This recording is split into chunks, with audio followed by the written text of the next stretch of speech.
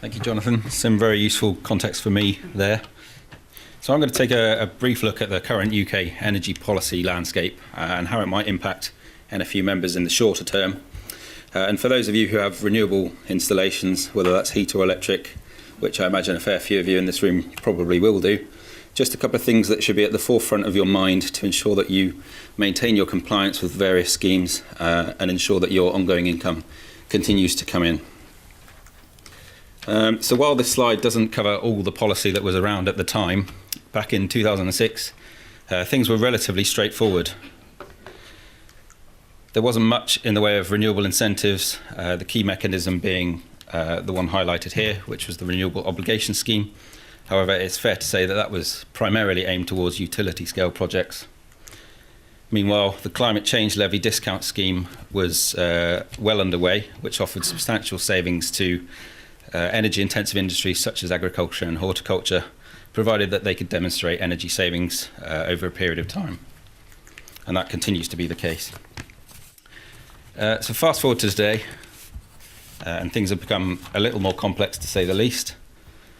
More has been introduced to encourage the uptake of renewable technologies, including the world's first renewable heat policy, the RHI.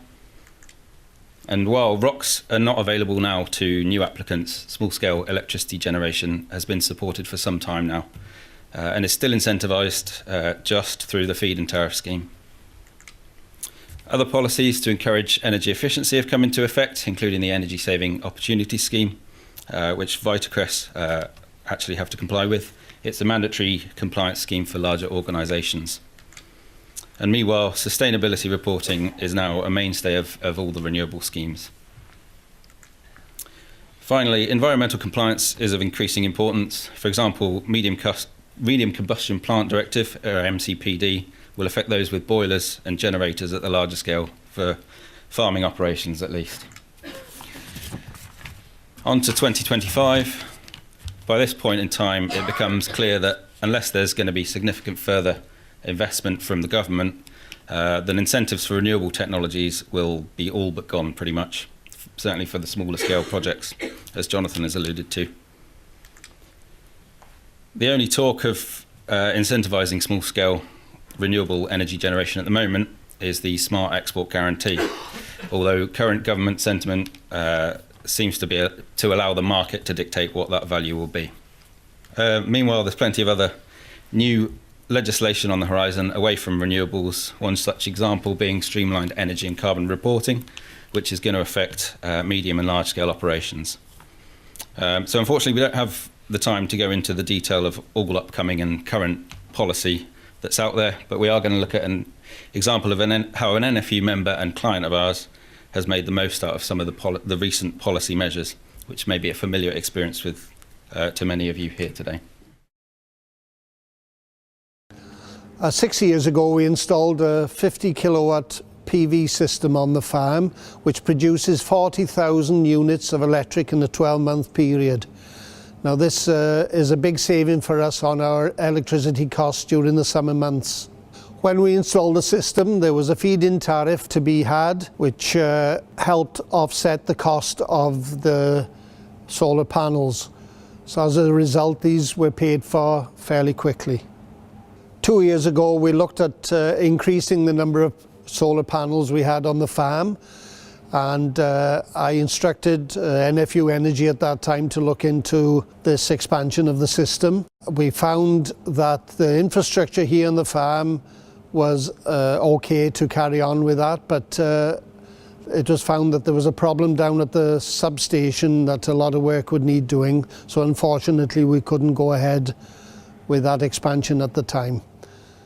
Up until 5 years ago, we were heating all the broiler houses with gas, but we made a decision to start using biomass, and slowly, after trying 2 systems, we rolled the system out onto all our broiler sheds, so that all 10 sheds on the 2 sites are now heated through biomass. Because we found that the biomass systems were successful with the poultry, we decided that we would put a system in for our holiday lodges. We have 6 holiday lodges on a different location And 4 years ago we installed a system there where all the lodges are now heated by biomass. We find this works well, and the guests that come quite like the idea that their lodges are heated by wood chip. So a great example there. So about a third of NFU members have installed some form of renewable energy installation on their sites. And given the volatility of the cost of energy, as we've seen from Tim's presentation, such installations are going to be of increasing value to the bottom line of agriculture and horticulture. It's vitally important, therefore, that you remain compliant with the relevant schemes such as the RHI and the feed-in tariff to ensure that your installation is going to be of value year on year. So if any of you are lucky to have a renewable heat or electricity installation supplying your farming business, you may have received or about to receive a letter from Ofgem like these ones here. These are accreditation letters for schemes like the RHI and the ROC scheme. The first thing you probably focused on was the tariffs and payment section here. However, without paying close attention to the other sections of the letter, of which there are quite a few, you may be opening up yourself to delayed payments, audits, and potentially even getting yourself thrown off the scheme. So, in a nutshell, the three tenets to ensure compliance with any of these schemes are amendments, so any changes to the system that you make, records, so both of fuel input to a system as well as meters for generation of heat and electricity, and maintenance of your system. So looking at renewable heat in particular, changes could include something major like the addition of a building, or it could be something seemingly innocuous such as moving a heat meter a few feet along a pipe. In either case, it's likely that Ofgem will need to be notified within 28 days of the change. They'll have to consider what action, if any, is required for you to remain compliant and continue to receive your payments. Maintaining your installation is the only way that it will continue to reduce your energy costs going forwards. The insulation levels on pipework, for example, as shown here, the levels that you've specified as part of your application needs to be maintained. So if you've done any maintenance work on a bit of pipework, it's important that you replace that. Buildings also need to be maintained. With the fall of this wall section here, that system has effectively gone from eligible on the RHI to ineligible, and it would be a big no-no for an Ofgem auditor. And finally, record keeping is one of the most vital exercises, especially if you want to maintain regular payments. Time and time again, we see a bad set of records tripping participants up, whether that's fuel or whether that's heat records, meter records. You may only have to submit a meter reading once every quarter, but how are you going to be able to tell whether your plant is being efficient day to day?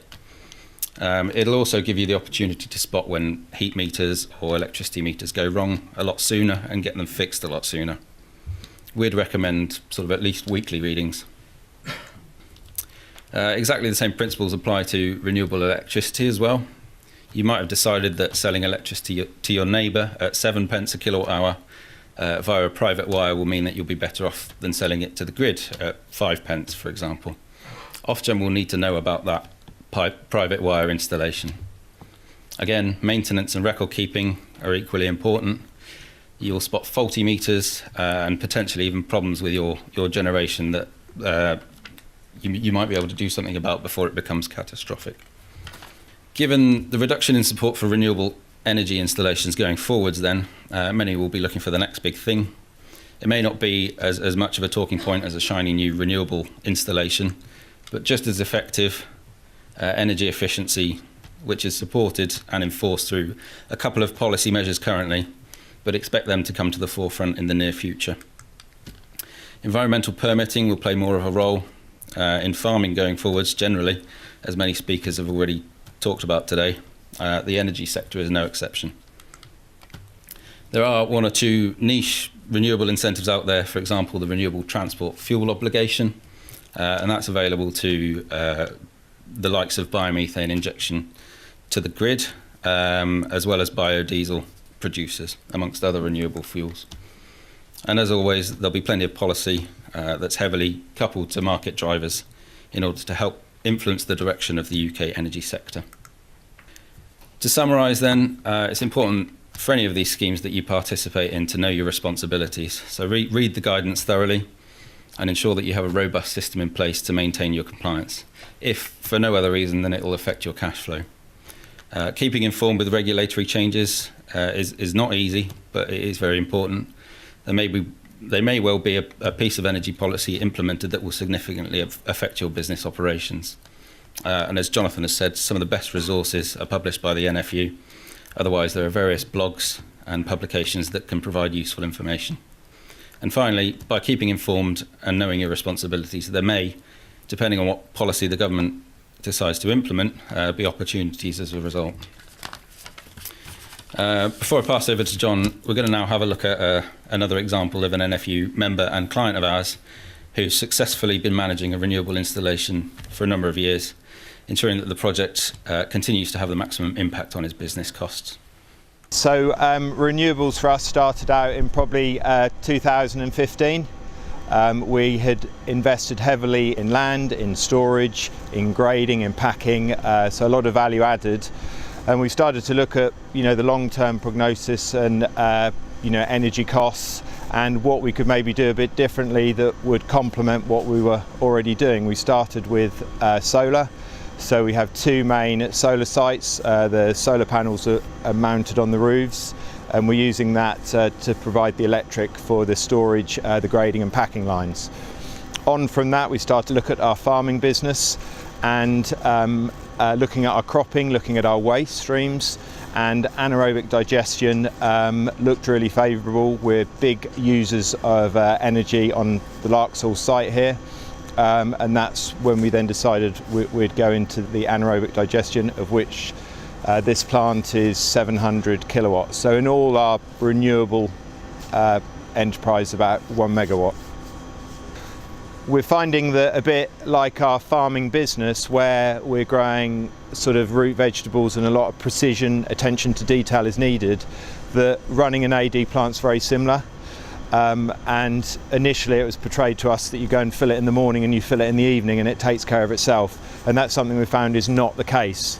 And I think that's probably the difference between ones that probably make money and lose money, is the attention to detail and the quality of the people who are running it. It's really good for us that we've got the security that we're in control of, some of our electric pricing. I think the big thing going forward for us to make it really efficient will be using more of our own waste streams and trying to cut down on the amount that we're using as sort of renewable crops.